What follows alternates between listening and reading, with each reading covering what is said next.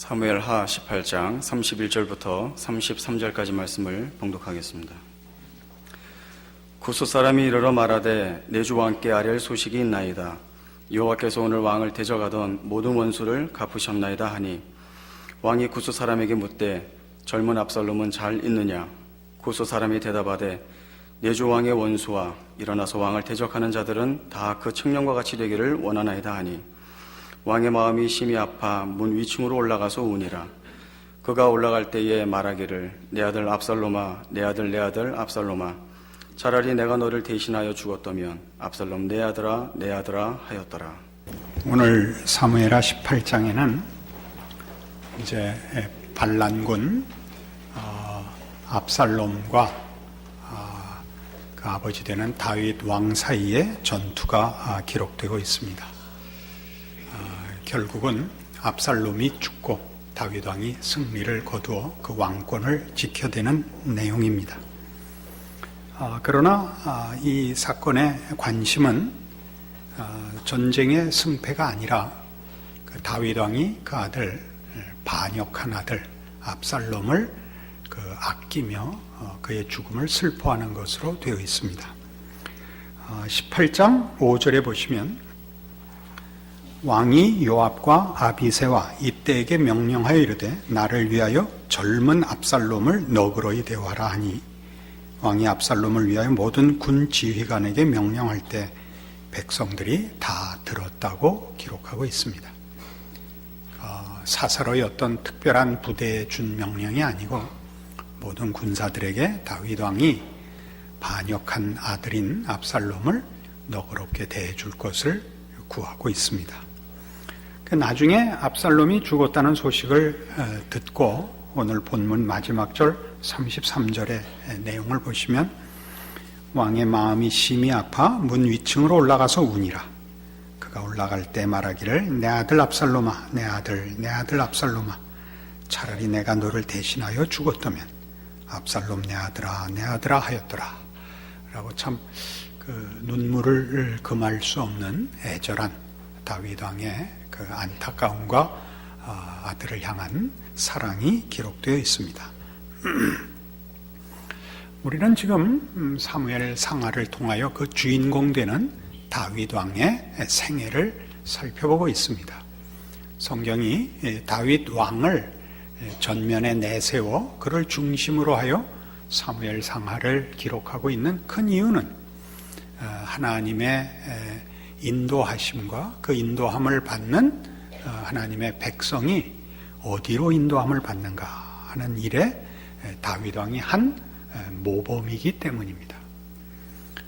우리는 다윗의 생애를 가장 중요한 분기점으로 밧세바 사건을 기점으로 하여 전후로 나누어 생각하고 있습니다. 그 전에 다윗이 자신의 열심과 헌신 위에 그 신앙생활을 영위하고 있다면 밧세바 사건 이후에는 하나님의 은혜를 의지하는 사람으로서의 성숙과 완성을 보여주고 있다. 그렇게 이해하고 있습니다. 그 가장 큰 그 후반부 인생의 다윗의 신앙의 성숙과 그 하나님의 인도하심의 그 내용을 확인시키는 그 장면 중에 하나로 오늘 그 아들을 향한 이 슬픔과 안타까움이 있습니다. 왜 이것이 중요하냐 하면 어느 부모가 자식을 위하여 안타까워하지 않으며 사랑하지 않으며 울거나 또 진심을 감출 사람이 있겠습니까마는 다윗은 지금 왕입니다. 여러분 잘 아시다시피 지금도 계속되고 있는 일이지만 고대 왕국에서는 왕권을 다투는 일은 참으로 치열했습니다. 그건 혈육이라는 천륜이나 일륜도 무시한 무자비한 다툼이 일어나는 것이 왕권을 둘러싼 경쟁이었습니다. 우리는 역사 속에서 얼마든지 아버지가 자식을 죽이고 자식이 아버지를 죽이고 하는 일들을 그 역사 속에서 만납니다. 그러나 이 내용을 보시면 다윗은 전혀 왕권을 수호하는 자로서의 내용이 언급되어 있지 않습니다. 그는 오직 자기 아들을 향한 안타까움과 아버지로서의 사랑을 토로하고 있을 뿐입니다. 이것이 왜 중요하냐? 다윗이 지금 가지고 있는 이 내용이야말로 하나님이 우리를 인도하시는 신앙의 궁극적인 자리이며 하나님 아버지의 어떠하심을 드러내는 장면이기 때문에 그렇습니다. 구체적으로 뭐냐? 하나님은 왕권보다 부권을 앞세우시는 분이다 하는 사실입니다. 그것이 무슨 얘기인가를 우리 확인하기 위해서 마태복음 20장으로 가보겠습니다. 신약 성경 마태복음 20장.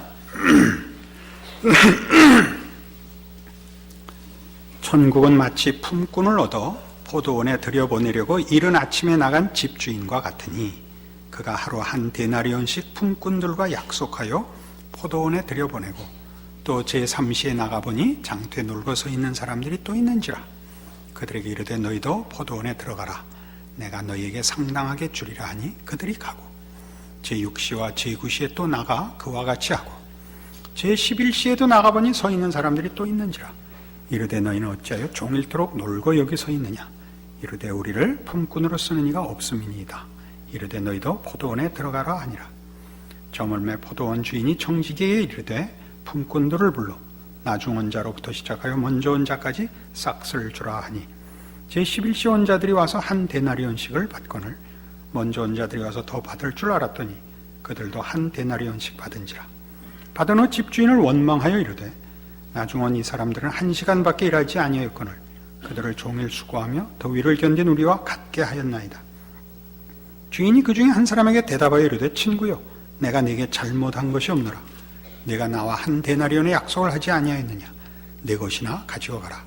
나중 온 이 사람에게 너와 같이 주는 것이 내 뜻이니라. 내 것을 가지고 내 뜻대로 할 것이 아니냐. 내가 선함으로 내가 악하게 보느냐. 이와 같이 나중된 자로서 먼저 되고 먼저 된 자로서 나중되리라. 포도원 비유입니다. 포도원 비유를 이렇게 시작을 하죠. 천국은 마치 이렇게 시작합니다. 우리 오늘날에 있어서 어떤 나라라는 개념은 영토의 개념이 강합니다. 그렇죠? 자원 시대요, 경제 시대가 돼서 어떤 나라 그러면 자원을 중심한 국토의 개념이 강합니다만은 이 성경에 기록된 나라라는 개념은 통치권을 중심으로 한 표현입니다. 그러니까 하나님 나라라는 것은 하나님의 통치는 그런 뜻입니다.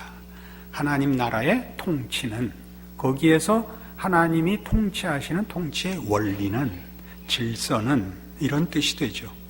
그건 뭐와 같으냐 할 때 이 포도원에 품꾼을 들여보내고 그 싹스를 주는 분과 같다 이겁니다. 이 이스라엘의 이 시대의 시간은 우리의 현대 시간과 달라서 1시가 아침 7시입니다. 그러니까 3시는 9시고 6시는 12시고 9시는 오후 3시며 마지막에 들여보냄을 받은 제11시에 온 사람들은 오후 5시에 온 것입니다. 그래서 1시간밖에 일하지 않고 한 데나리온을 받습니다.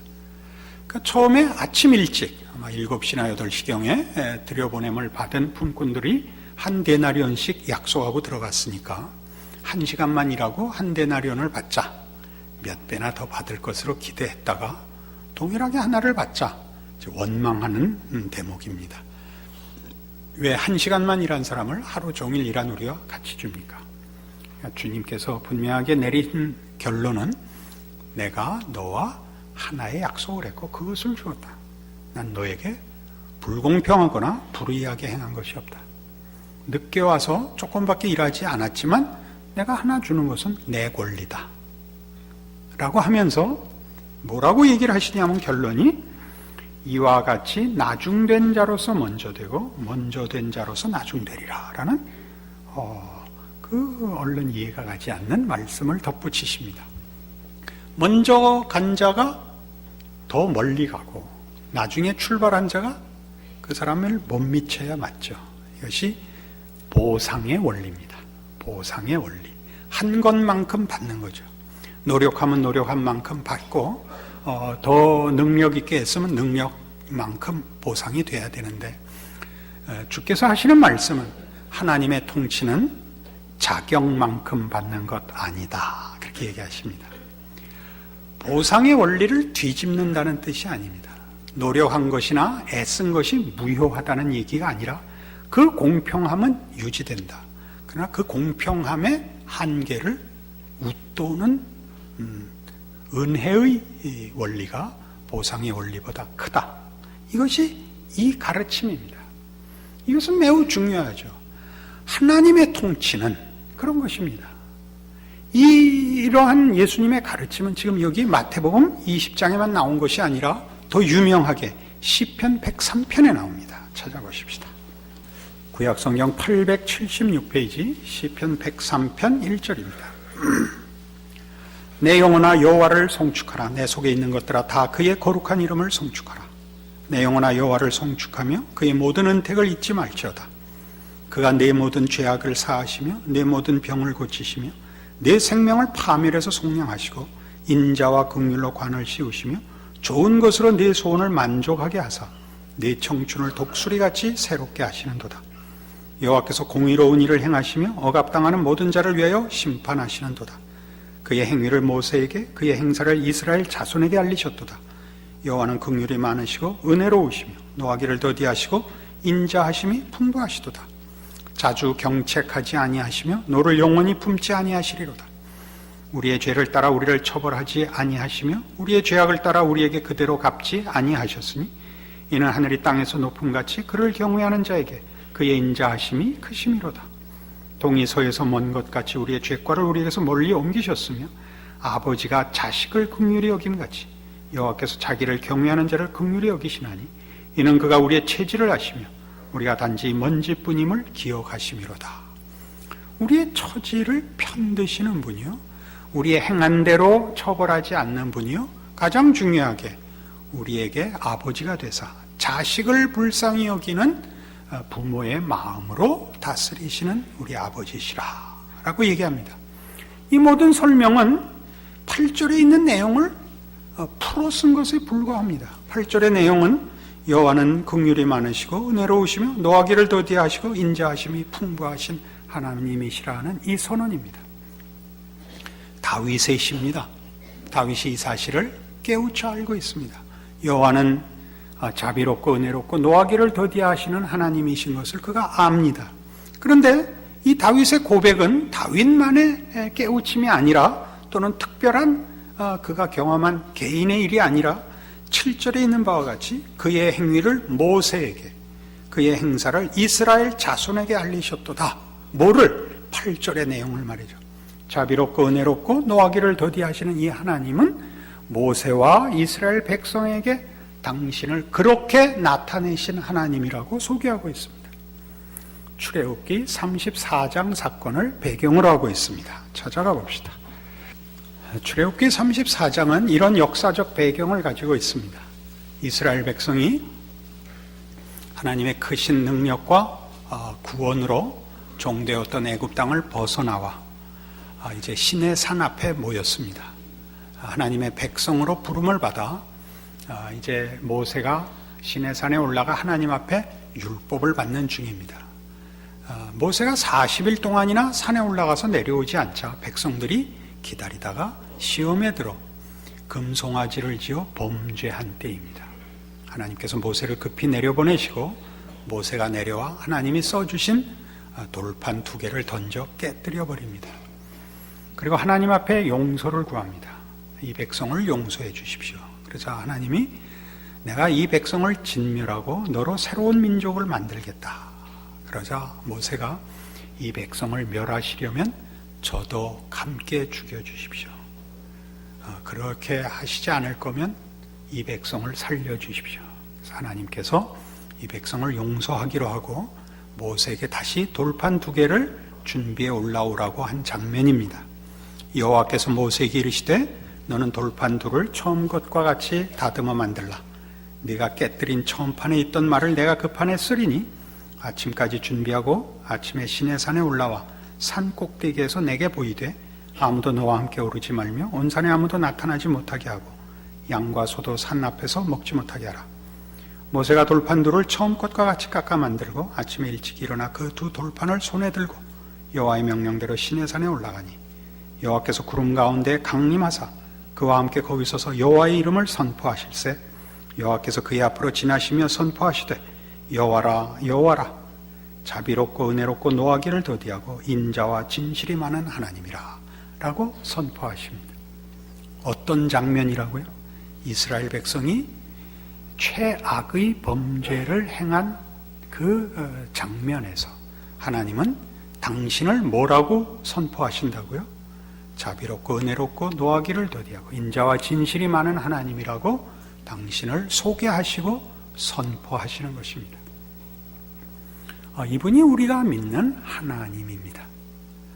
그러니까 이러한 사건 속에 들어있는 가장 중요한 것은 우리가 하나님의 은혜를 입은 자로서 하나님을 알고 영생을 얻고 하나님의 백성이 되었다 하는 우리의 개인적인 운명과 받은 바 복에 관한 문제만이 우리의 신앙의 내용이 아니라 우리를 구원하시며 우리를 부르시는 하나님이 어떤 분이신가 하는 문제에 대한 성경의 가르침을 우리가 놓치지 않아야 됩니다.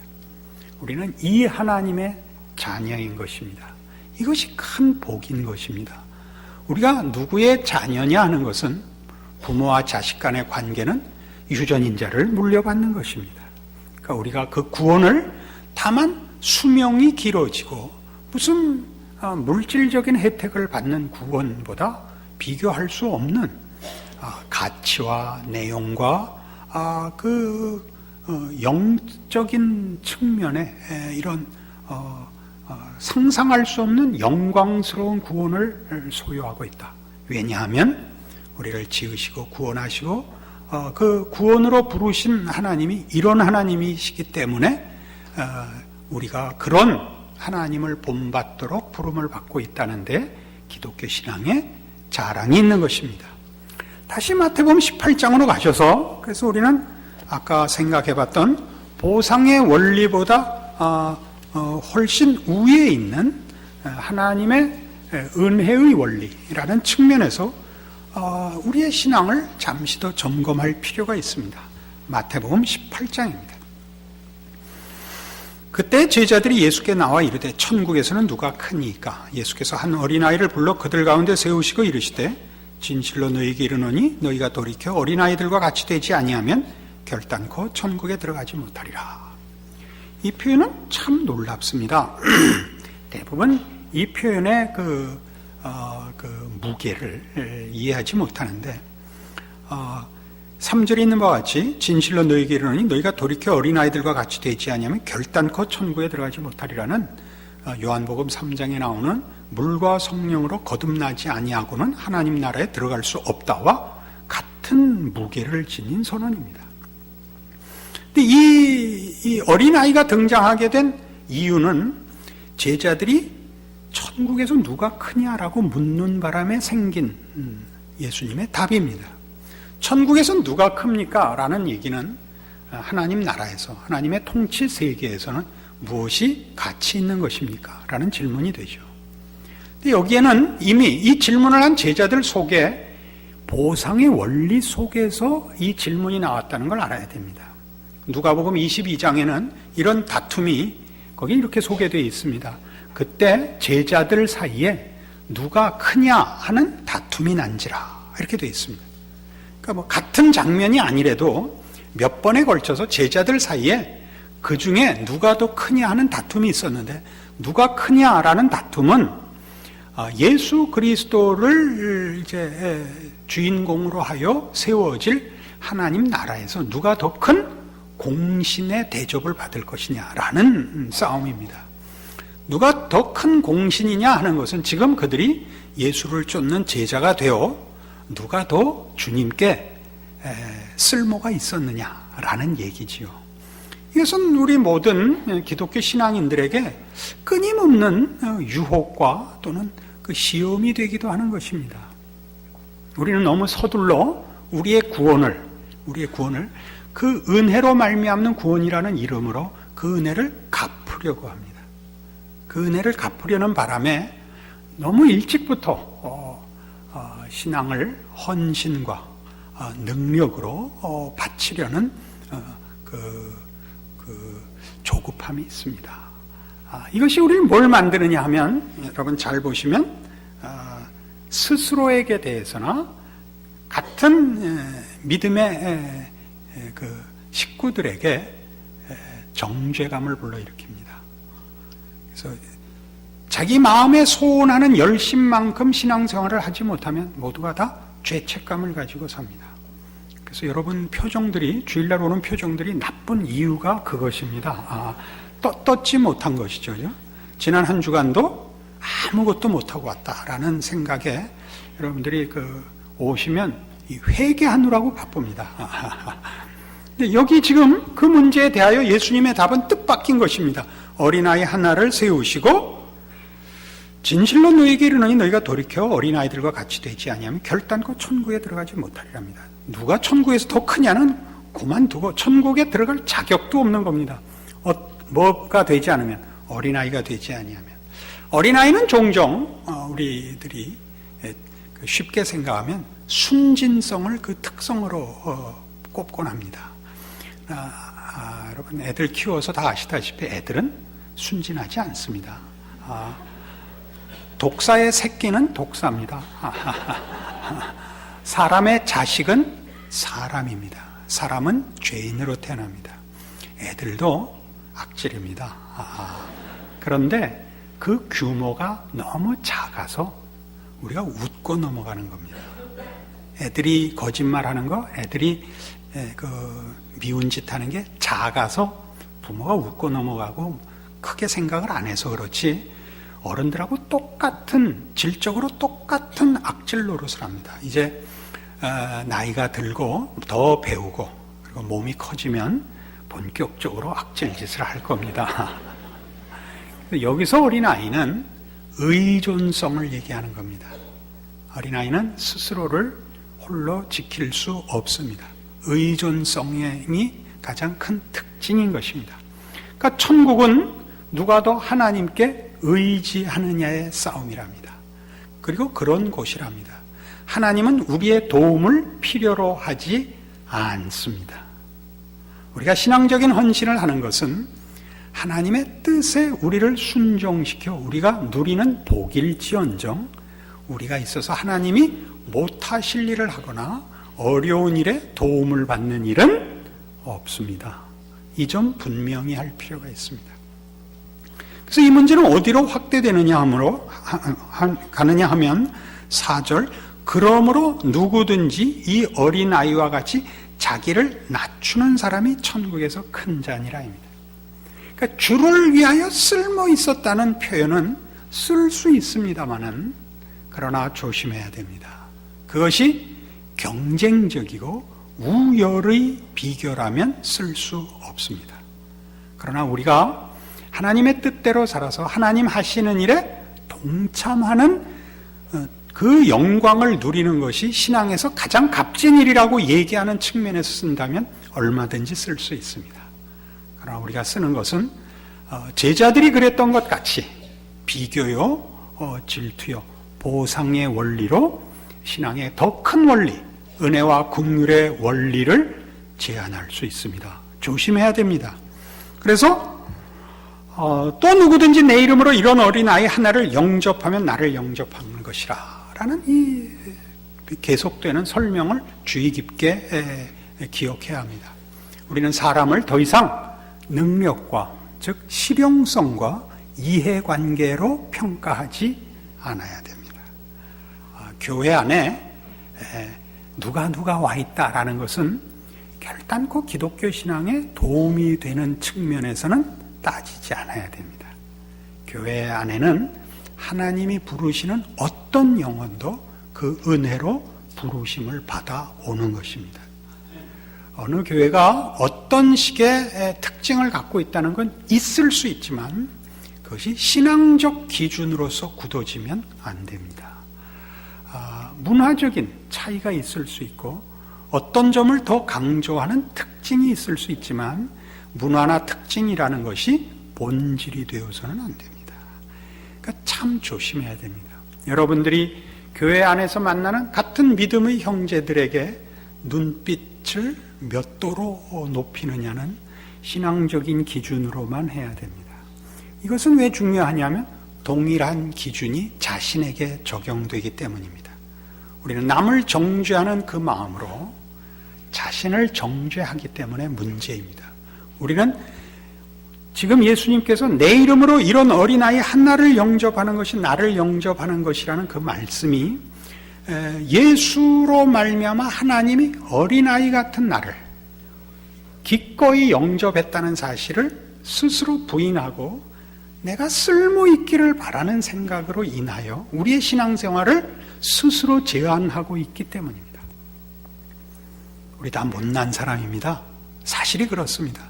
그 못난 것을 예수를 믿었으니 이제 잘난 사람이 돼야 된다고, 그 잘난 사람은 성경으로 규명해야 되는 잘난 사람이어야 됩니다. 의존적인 사람이라니까요. 하나님의 은혜에 자신을 맡겨 온유와 겸손으로 모두에게 이렇게 비평과 심판의 자세를 놓아버린 사람입니다. 내가 하나님의 은혜를 입었듯이 나를 부르신 그 은혜로 모든 사람을 부르고 있다는 걸 인정하는 그 마음의 자세를 놓아버리니까 우리는 지금 오늘 본문에서 본 바와 같이 다윗이 왕권을 지키는 싸움을 언급하지 않고 다만 아버지로서의 슬픔을 토로하고 있는 것이 가지는 가치를 놓치게 되는 것입니다. 그는 압살롬에게 왕권을 빼앗기면 안 됩니다. 다윗은 중요한 인물입니다. 하나님이 그에게 왕권을 약속하셨고 다윗을 통하여 하나님의 통치를 실현하려 하시는 주인공입니다.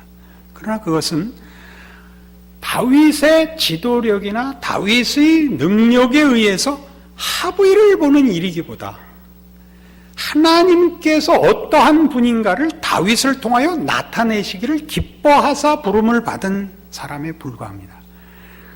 그는 능력으로 하나님 편을 들고 하나님이 하셔야 할 일을 피력해내는 것이 아니라 하나님의 마음을 스스로 담아 하나님이 요구하시는 백성, 하나님을 닮은 자로 다가가는 것이 그의 가장 큰 사명이 되어 있는 것입니다. 그는 기꺼이 진심으로 아들을 위하여 울고 그것이야말로 다윗의 이 왕권에서 가장 중요한 역할이 됩니다. 왕권을 뛰어넘는 부권, 부정입니다. 그래서 이 뒤에 나오는 이 경고를 보십시오. 6절 누구든지 나를 믿는 이 작은 자 중 하나를 실족하게 하면 차라리 연자 맷돌이 그 목에 달려서 깊은 바다에 빠뜨려지는 것이 나으니라. 이건 굉장히 무서운 경고입니다. 이 경고는 어느 경우에만 있었느냐 하면 예수님께서 서기관들과 바리새인들을 저주할 때만 나온 표현에 준합니다. 화 있을진저 너희 서기관들과 바리새인들이여, 너희가 천국 열쇠를 가지고 너희도 들어가지 않고 다른 이들도 못 들어가게 하느니라. 이 꾸중을 하실 때만 예수님께서 저주하셨습니다. 그와 똑같습니다. 어린 아이 하나를 실족해 하면 차라리 저주를 받고 깊은 심판의 자리에 떨어지는 게 낫다. 무엇을 가지고 이렇게 크게 경고하셨다고요? 하나님 나라에선 누가 크냐의 문제라니까요. 그래서 우리 모두가 오늘 이 내용을 가지고 자신을 점검해야 합니다. 우리의 신자된 고백과 우리의 신앙을 성립시키는 근거와 그래서 신자로서 가지는 특권이 무엇인가를 오늘 이 내용으로 잠시 돌아봐야 합니다. 우리의 신앙의 성립 근거는 하나님의 부정입니다. 아버지 된 사랑, 그의 공의와 공평하심보다도 우선하는 하나님의 사랑이, 이걸 우리가 가진 이 구원, 이 신앙을 가지게 한 것입니다. 그것은 사무엘하 18장 오늘 본문에 돌아오시면 이렇게 분명하게 드러납니다. 33절 보십시오. 왕의 마음이 심히 아파 문 위층으로 올라가서 우니라. 그가 올라갈 때 말하기를 내 아들 압살롬아, 내 아들 압살롬아, 차라리 내가 너를 대신하여 죽었더면을 하나님께서 예수 안에서 실천하셨습니다. 그래서 우리 대신 성자 하나님이 정말 죽으셨습니다. 다윗은 뭐라고 고백했다고요? 내가 너를 대신하여 죽었다면 좋았을 것을 하나님께서는 이루셨습니다. 그래서 오늘 우리가 있고 우리의 신앙이 있는 것입니다. 우리는 이 사랑과 이 은혜를 입은 자로서 이러한 은혜와 사랑을 베푸는 그 하나님을 아버지라 부르는 자로서의 우리의 정체성을 지키는 것이 신앙의 더 중요한 내용임을 기억해야 합니다. 넉넉한 마음, 심판하지 않는 마음, 모두에게 하나님의 은혜와 오래 참으심을 가지고 바라보는 마음을 가지고 존재하고 사십시오. 그래서 이 경쟁하고 서로 죽이는, 상대방을 죽여야 살아남는 적자생존의 죄악된 세상 속에서 하나님의 은혜와 나눔과 희생이라는 은혜 속에 존재하고 그걸 베풀어 나를 존재케 하신 하나님의 통치를 구현하십시오. 그것은 우리 자신의 특권이며 우리의 존재와 생애 속에서 드러내야 할 신자된 유일한 책임인 것입니다. 이런 측면에서 여러분의 신자된 현실을 이해하시면 여러분들 마음에 말할 수 없는 평화와 자신과 감사가 넘칠 것을 오늘 말씀을 근거로 하여 확신합니다. 아멘. 기도하십시다. 하나님 아버지 은혜를 감사합니다. 하나님을 아버지라 부르는 것이 얼마나 큰 은혜인가, 우리가 가진 구원과 믿음이 얼마나 놀라운 것인가 확인했습니다. 우리의 마음에 아버지의 사랑을 담아 이 세상과 만나는 자리에서 자기가 자기를 지킬 수밖에 없는 저 외롭고 곤고한 심령들 앞에 우리의 승리와 우리의 넉넉함이 우리 아버지의 넉넉함으로부터 온 것임을 알리는 우리의 존재와 인생이 되게 하여 주시옵소서. 예수님 이름으로 기도합니다. 아멘.